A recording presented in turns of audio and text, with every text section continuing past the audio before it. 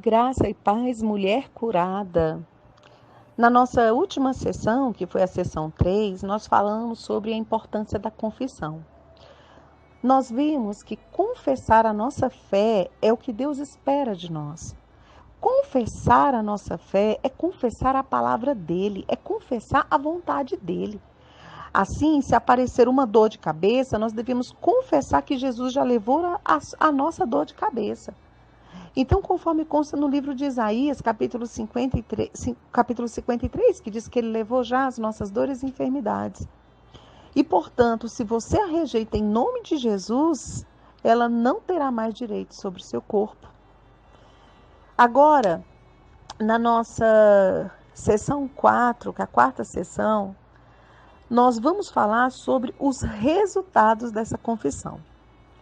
Então veja bem que nós entendemos que dessa forma nós teremos uma vida cheia de privilégios, nós teremos resultados magníficos. Faça isso e você vai ter uma vida sem temor. Você vai saber que é maior aquele que está em você do que todas as forças que podem formar em batalha contra você. Vai encarar as contas que não consegue liquidar, vai enfrentar os inimigos mesmo sem força nem recursos e vai dominá-los. Você vai conseguir enfrentar sem temor. Você vai dar um grito de triunfo, dizendo que ele prepara uma mesa perante você na presença dos teus inimigos. Estará cheia de gozo, de vitória, pois Deus se encarregou dos seus problemas e ele é quem vai enfrentar as tuas batalhas. Você não vai temer as circunstâncias, porque tudo poderá naquele que vai te fortalecer. Ele não é apenas a sua força, ele está ao seu lado, ele é a sua salvação. A quem você deve temer? Ele esclarece os problemas da sua vida para agir sabiamente. Ele é a tua salvação e o livramento de toda a armadilha armada por teu inimigo. O Senhor, ele te guardará de toda cilada arquitetada para te escravizar. Porque hoje você é livre, você não é mais escrava. O Senhor é a força da tua vida. De quem vai ter receio? Nada temerá. Não receará mais coisa alguma, pois Deus está ao seu lado. Isso é a sua confissão. Nós temos de confessar o que nós somos em Cristo. Nós temos que confessar que somos redimidas, que a nossa redenção é realmente um fato, que fomos libertadas do domínio e da autoridade de Satanás. Nós confessamos esses fatos ousadamente, com certeza absoluta, porque sabemos que são verdadeiras. Confessamos que somos realmente novas criaturas, criadas novamente em Cristo Jesus, que somos participantes da sua natureza divina, que a enfermidade, a doença, o medo, a fraqueza e o fracasso são coisas do tempo passado. Nossos amigos, eles vão ficar maravilhados da nossa linguagem. Vai parecer um absurdo, vai parecer que somos atrevidas, mas para nós apenas estaremos expressando os fatos escritos na palavra. Nós temos assim a coragem de nos firmarmos na presença dos homens que contradizem a palavra de Deus e de declarar calmamente que a palavra ela é real. Por exemplo, a evidência do físico declara que eu estou enferma, com doença sem cura talvez. Mas eu vou confessar ousadamente que Deus pôs essa doença sobre Jesus, que ele já levou ela por mim e que Satanás não tem direito de colocar ela de novo sobre mim, porque pelas suas feridas eu sou sarada. Então eu creio nisso firmemente, eu vou ser firme. E ainda que eu esteja sentindo os sintomas, eu vou permanecer firme confessando essa palavra. E no outro dia eu vou continuar com os sintomas, mas eu vou confessar e eu vou permanecer firme. E portanto eu vou estar firme nessa confissão.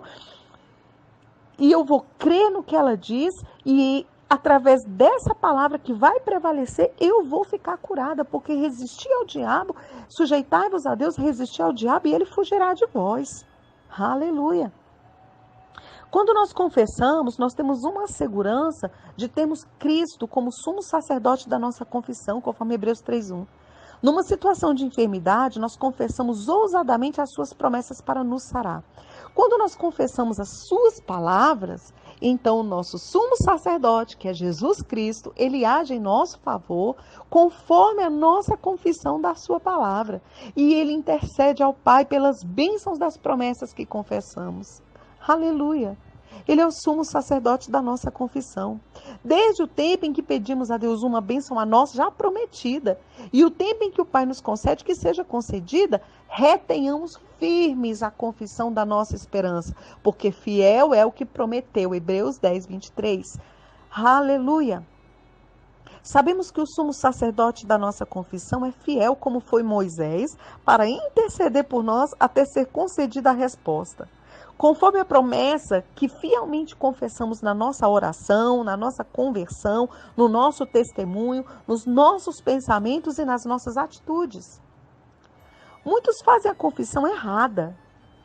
E eu quero falar um pouquinho agora sobre isso. A confissão errada é a confissão de derrota, de fracasso, de supremacia de Satanás, falando do seu combate com o diabo, como te impede e como te guarda em sujeição e te conserva doente. É a confissão de derrota. Isso glorifica o seu adversário. A maior parte das confissões que normalmente a gente ouve hoje em dia glorifica o diabo.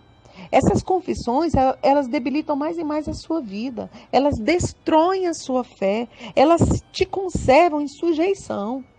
A confissão dos teus lábios que procede da fé no teu coração vencerá absolutamente o adversário em todas as batalhas. Fica com a palavra. A confissão do poder de Satanás para te impedir e te evitar de ser bem-sucedida dá a Satanás a vantagem sobre você. Ele te enche de receio e de fraqueza. Mas, se você confessar abertamente o cuidado, a proteção do Pai e declarar que aquele que está em você é melhor do que qualquer força ao redor de você, você irá se sobrepor à influência satânica. Você deve fazer igual Jesus, confessar sempre a palavra, todas as vezes em momentos de tentações, em momentos de adversidades. Todas as vezes que você confessar as suas dúvidas e os seus receios, você vai estar confessando a sua fé em Satanás e estará negando o poder e a graça de Deus. Mas quando você confessar as suas fraquezas e as suas enfermidades, você vai confessar abertamente que a palavra de Deus não é certa e que Deus fracassou em cumpri-la. Então veja que Deus, Ele declara que com as suas feridas você foi sarada.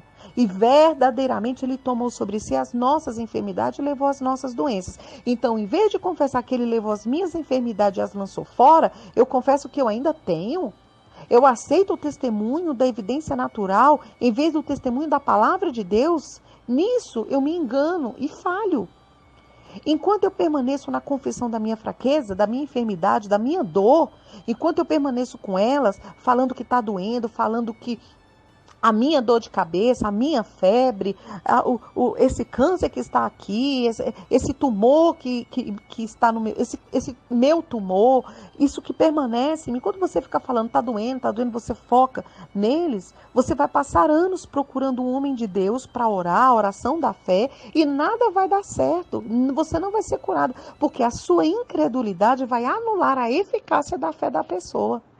Então, quem anda sempre confessando seus pecados e suas fraquezas, ele acrescenta fraqueza, fracasso e derrota em todo o seu empreendimento. Lê a palavra, fala a palavra, confessa a palavra, pratica a palavra, e a palavra ela vai se tornar uma parte do teu ser. É importante a gente entender que Satanás ele já foi derrotado por Jesus. Que não precisamos ter medo dele, muito menos das doenças que ele quer lançar em nós. Tanto ele, quanto tudo que vem dele, já foi derrotado por Jesus. Por isso, nós podemos confessar a derrota dele sem medo e expulsá-lo e expulsar tudo que ele traz. Em 1 João 3,8 diz que para isto o Filho de Deus se manifestou, para desfazer as obras do diabo. E em Colossenses 2,15 diz, despojando os principados e potestades, expôs publicamente e deles triunfou em si mesmo. Aleluia! Conforme diz essas escrituras, Jesus desfez as obras do diabo. Ele despojou ele do seu poder e triunfou sobre ele. Desde que as obras de Satanás foram desfeitas e ele despojado do seu poder, entendemos que Satanás é inimigo destronado. Ele já é um inimigo vencido. O triunfo de Jesus foi nosso triunfo, a sua vitória foi a nossa vitória. Ele não fez coisa alguma para si mesmo, ele fez tudo para nós. Ele venceu Satanás por nós, o despojou do poder por nós, ele destroçou suas obras por nós, ele o derrotou por nós. Mas Satanás que foi vencido, ele prende o corpo de Cristo, que é a igreja, eu e você, em cativeiro. Isso é um absurdo. Aquele que foi derrotado amarra o corpo do seu próprio mestre, que já o derrotou. que é a igreja, quando segundo o Novo Testamento, a nós, que a igreja, já foi dado o poder e autoridade sobre Satanás já vencido? Isso é ilógico. Então, você ainda vai se sujeitar a Satanás? Não. Levanta-te, sai desse cativeiro, confessa que você é vencedora, se levanta, erga a sua cabeça, retenha firme a sua confissão, comece agora, já, confesse a palavra, porque fiel é o que prometeu, Hebreus 10, 23. Mantenha sua confissão na palavra de Deus. Todo crente pode tornar-se logo dominador do diabo. Jesus, ao ressuscitar da morte, ele deixou lá Satanás eternamente vencido. Então pense em Satanás como aquele sobre quem Jesus e você, no nome de Jesus, tem domínio e autoridade completamente. A Bíblia declara que somos feitura sua, recriadas em Cristo Jesus, Efésios 2:10. E também, se alguém está em Cristo, nova criatura é. Nós somos categoricamente novas criaturas em Cristo. Nós nos tornamos membros do seu corpo. Então, conforme as Escrituras, o que Cristo é, nós nos tornamos. Nós somos o que Ele é. Nós estamos nele. Ele confirmou isso quando ele disse: aquele que crer em mim também fará as obras que eu faço. João 14:12. Nós temos agora autoridade para fazer as mesmas obras que Jesus fez. Nós podemos fazê-las em seu nome.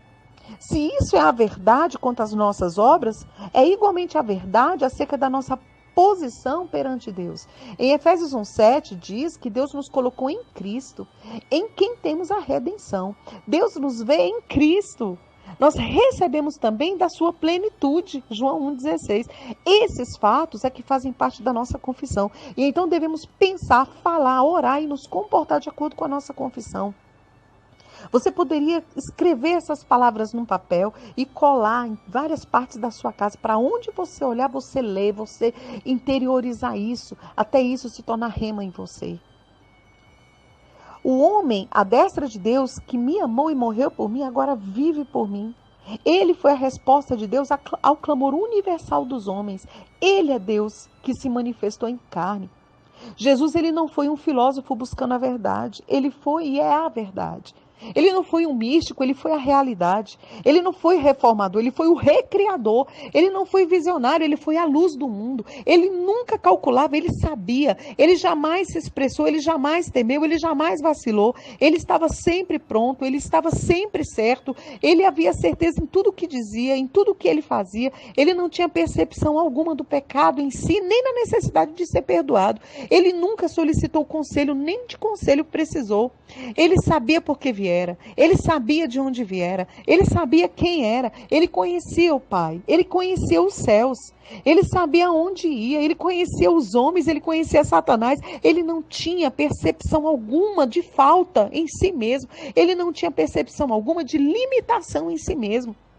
E nós somos recriados em Cristo, aleluia, estamos em Cristo, nós somos membros dele, então tudo isso nós também somos. Jesus, ele não tinha percepção alguma de medo, então nós também não temos que ter. Ele não tinha percepção alguma de derrota, ele não recuou de dor, nem de ser tratado brutalmente. Ele foi o mestre quando o prenderam, ele foi o mestre no seu julgamento, ele foi o todo-poderoso e ele era apenas homem. Ele está em nós, Cristo vive em mim, Gálatas 2:20, para que Cristo habite pela fé nos vossos corações, Efésios 3:17. Cristo em vós, esperança da glória, Colossenses 1:27. Cristo é a nossa vida, Colossenses 3:4. Mas vós sois dele em Jesus Cristo, 1 Coríntios 1:30. Jesus Cristo está em vós, 2 Coríntios 13:5. Esses fatos, ele não mexe com você? Quando a igreja começa a perceber a sua posição em Cristo e o que Deus nos fez tornar em seu Filho, então ela começa a confessar essa sorte de confissão, em vez de falar fraquezas, falar na sua falta, falar na incapacidade, falar nas enfermidades. Ela se tornará novamente o corpo irresistível de Cristo. Ela ocupará novamente seu lugar como a igreja do Novo Testamento, avançando nesse triunfo glorioso da fé. Sabendo da tua relação para com Deus e da tua posição como crente recriado em Cristo, você deve lembrar que foi autorizada a empregar o seu nome. Este nome, o nome de Jesus, ele controla Satanás e as suas obras. E este nome ele foi dado legalmente a nós para usarmos. Em meu nome expulsarão demônios, Marcos 16:15. Se podemos expulsar demônios, podemos expulsar as enfermidades que os demônios trazem. Nosso inimigo já é derrotado. Glória a Deus.